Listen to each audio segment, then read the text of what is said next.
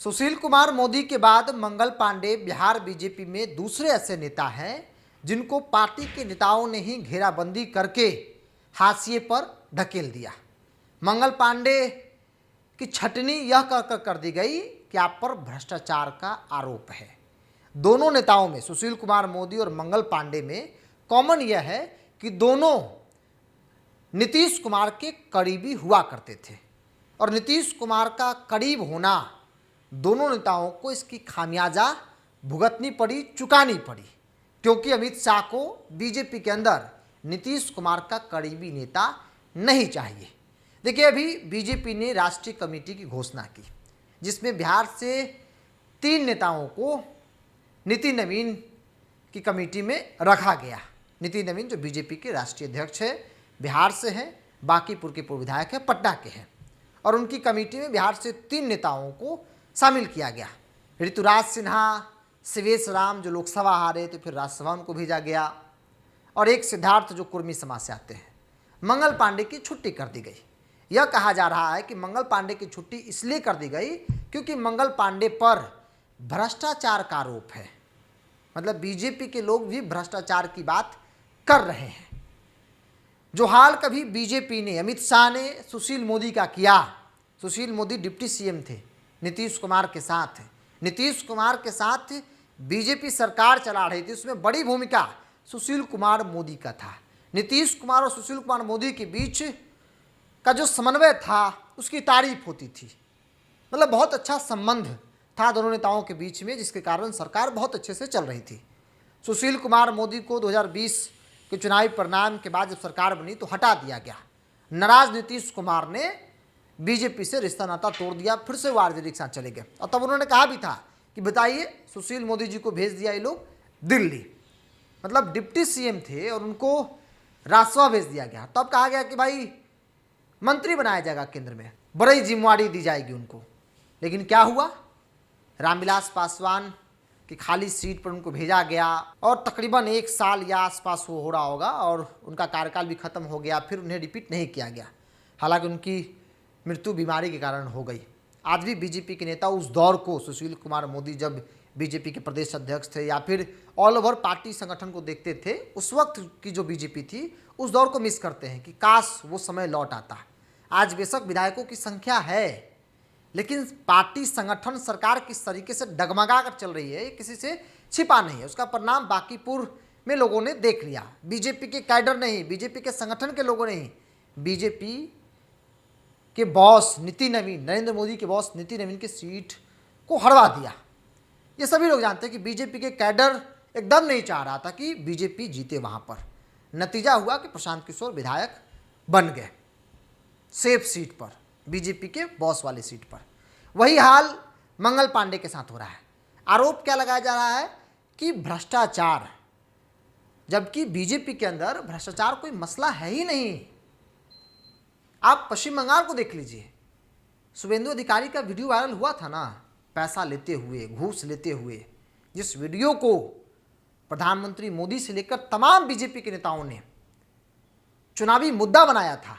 तब वो टीएमसी में हुआ करते थे, क्या क्या नहीं कहा गया। और उस शुभेंदु अधिकारी को भारतीय जनता पार्टी ने पश्चिम बंगाल का मुख्यमंत्री बनाया। तो यह भी सभी लोग देख रहे हैं। बिहार बीजेपी में, छोड़ दीजिए देश भर की बीजेपी, बिहार बीजेपी में ही अगर भ्रष्टाचार का आरोप लगाकर नेताओं का छुट्टी किया जाए तो मुझे लगता है कि 95% नेताओं की छुट्टी हो जाएगी, जो संगठन चला रहे हैं, जो पार्टी चला रहे हैं, जो सरकार चला रहे हैं।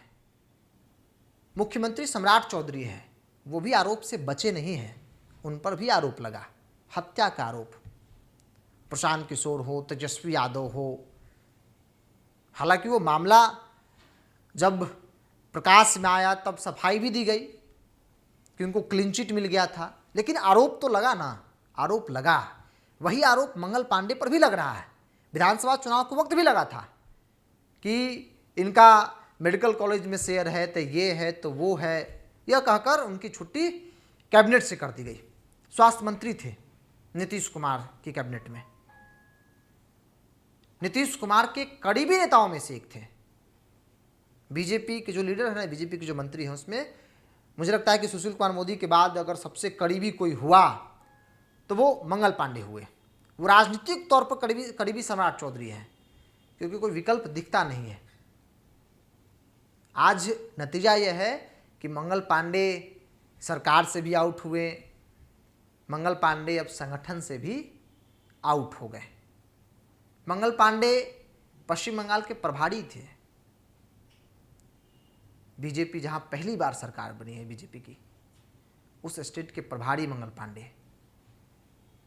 कहा जाता है कि भाई जीत के बाद इनाम मिलेगा, इनाम क्या मिला सभी लोगों ने देख लिया। तो जो लोग ये कह रहे हैं कि भ्रष्टाचार के कारण, आरोप लगने के कारण मंगल पांडे की छुट्टी हुई, मेरा मानना ही नहीं बल्कि ऐसे हजारों लोग हैं जो राजनीति, बीजेपी की राजनीति को करीब से देख रहे हैं, चाहे वो पत्रकार हो या नेता हो, उनका मानना है कि बीजेपी के संदर्भ में भ्रष्टाचार कोई मसला नहीं है। इसके अनेकों उदाहरण हैं। दिलीप जायसवाल पर भी आरोप लगे, कॉलेज हड़पने का, फैमिली के लोग आकर प्रेस कॉन्फ्रेंस किया, क्या क्या नहीं हुआ। मुख्यमंत्री पर आरोप है, बीजेपी कोटे से जो मंत्री बने हैं सम्राट चौधरी की सरकार में, बीजेपी की सरकार में जो बीजेपी के लोग हैं जो मंत्री बने हैं, उसमें मुझे लगता है कि 70-80% ऐसे लोग हैं जिन पर आरोप लगा है कभी ना कभी। कई ऐसे लोग हैं जिन पर गंभीर आरोप है, इसके बावजूद भी वो मंत्री बने हैं। तो कोई मापदंड नहीं है। अमित शाह को यसमैन चाहिए। अमित शाह का मानना स्पष्ट है कि बीजेपी के अंदर नीतीश कुमार का करीबी नहीं होना चाहिए। नीतीश का करीबी होंगे तो नप जाएंगे।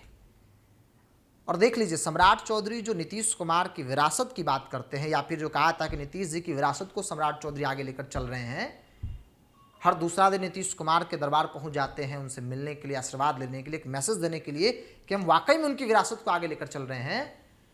उनकी क्या स्थिति है सरकार के अंदर?